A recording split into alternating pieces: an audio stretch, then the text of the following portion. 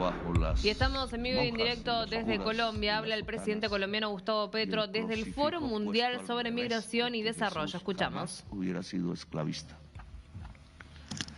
Entonces, aquí ahora pasamos de esa historia a esta. Claro que en México quedaron los latinoamericanos. Claro que hay ciudades en español. Claro que hay una fortaleza del idioma español dentro de los Estados Unidos. Claro que los latinoamericanos saben entender a los pueblos indígenas de la Norteamérica y pueden bailar, y de ahí muchos problemas, incluso violentos, de celos en las discotecas afro de Nueva York o de Washington o de Miami, etcétera. Claro que su música puede gustar y entonces entra con fuerza la del Caribe en Nueva York y tenemos un boom de la salsa, que hasta los blancos intentan bailar pero no pueden tanto. Y otras formas en donde hemos encontrado que puede haber un diálogo, pero diálogo entre los pueblos del sur del río Bravo y los pueblos del norte del río Bravo. Porque América son las Américas, pero también América. Pepe Mujica me propuso que ya tanto que decían que Norteamérica es solo América, y así le dicen en Europa, que deberíamos cambiar los nombres, y América del Sur debería llamarse Amazonía, porque casi todos los ríos de América del Sur, que son en cantidad de agua los más abundantes del mundo, pues todas nacen y tienen existencia hoy por la existencia de la selva amazónica. Amazonía, que hace que América del Sur, quizás con África, seamos los dos lugares del planeta en donde más se pueden generar las energías limpias. Y aquí creo que todos sabemos que la única posibilidad para que la existencia humana permanezca en el planeta Tierra es saliendo de la energía fósil hacia la energía limpia. Y esa posibilidad está aquí. Y el gobierno de Trump ha decidido negarla porque quiere taladrar y taladrar, es decir, acercar el fin de la humanidad más rápido, de manera incluso más contundente que las bombas que ellos hacen y que caen en Gaza. Demostrando que una mentalidad diferente, porque Europa acepta eso. Incluso me he puesto a pensar en lo que pasa entre los alemanes, porque hablaba mucho con Scholz, el socialdemócrata alemán, que le vi las fotos de joven tirapiedra en las juventudes socialistas allá en Alemania. El presidente alemán, ojo, presidente alemán actual estuvo aquí, de joven también, y vivió con los Kogis y me devolvió unas máscaras que tenía guardadas y le he solicitado, y yo creo que él quiere, devolvernos las estatuas 150 de la cultura de San Agustín, que todavía no sabemos de dónde vino, por la hermosura y el estilo casi civilizado de la escultura. Nada tiene que engañar, digamos, muy similar a lo que se encuentra en Malta, que es 10.000 años antes. Luego los que hacen la historia están equivocados, porque la historia arranca de antes de donde dicen. No son las primeras escrituras, son las primeras esculturas.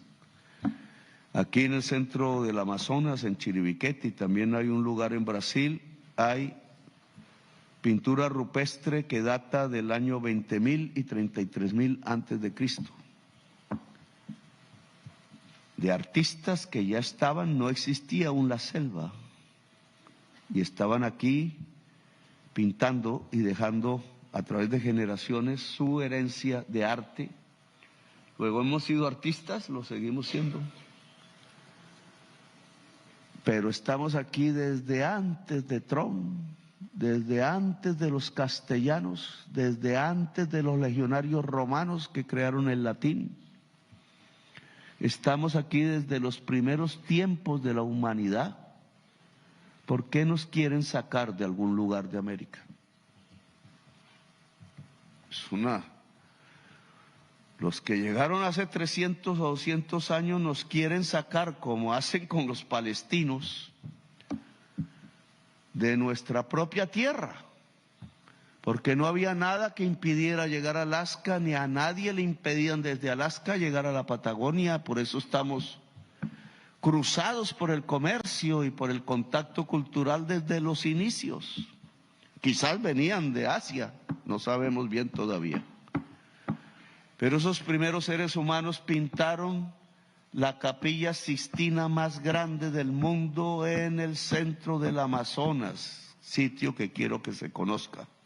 Ya se presentó al mundo, porque es un sitio mágico entre guacamayas y mariposas amarillas y de todos los colores, y de decenas de miles de especies vegetales e incluso culturales del ser humano aún no descubiertos, que muestra el arte al mundo en la Capilla Sixtina del Amazonas. ¿Quién nos impide entrar a cualquier lugar de América? ¿Con qué teoría o base científica? Porque nuestra piel no es la de ellos. ¿Quién nos impide entrar a Europa? Si es que los legionarios romanos en sus generaciones que quedaron en Italia, que no es lo mismo que Roma, o en la España, como llamaban a España, castellana, que aprendieron a hablar español gracias al latín. Si es que esos están en nuestras venas y llegaron antes de Trump, antes de cualquier polaco, huyendo de los campos de Auschwitz, y los recibimos con las manos abiertas, porque independientemente de las diferencias religiosas somos humanos y sabemos que es un hombre perseguido, una mujer perseguida, y aquí nunca se les dijo no, ni a los españoles republicanos tampoco, jamás se les dijo no, ni a los catalanes anarquistas jamás se les dijo no, ni a ningún italiano que huía del fascismo o de el hambre en la pobre Italia en que había caído después del Renacimiento.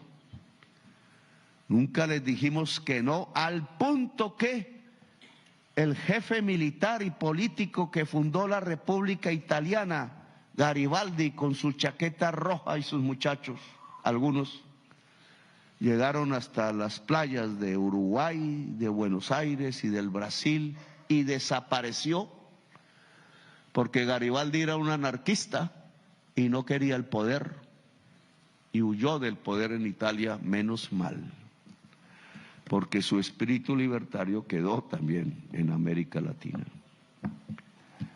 Y entonces, ¿por qué nos tienen que decir que no para entrar a Europa? ¿Por qué los alemanes dicen que no si se llevaron 150 estatuas milenarias de la cultura colombiana? ¿Por qué los señores españoles tienen que decir que no, que un bobo presidente enamorado de una reina creyendo que las reinas se conquistan con el oro? No sé si podía haber sido o no, regaló el tesoro Quimbaya, cuyas piezas de orfebrería de oro datan del año 3000 antes de Cristo. Es decir, que aquí se producía un arte en el oro más sofisticado que los adornos de las faraonas egipcias en la misma época.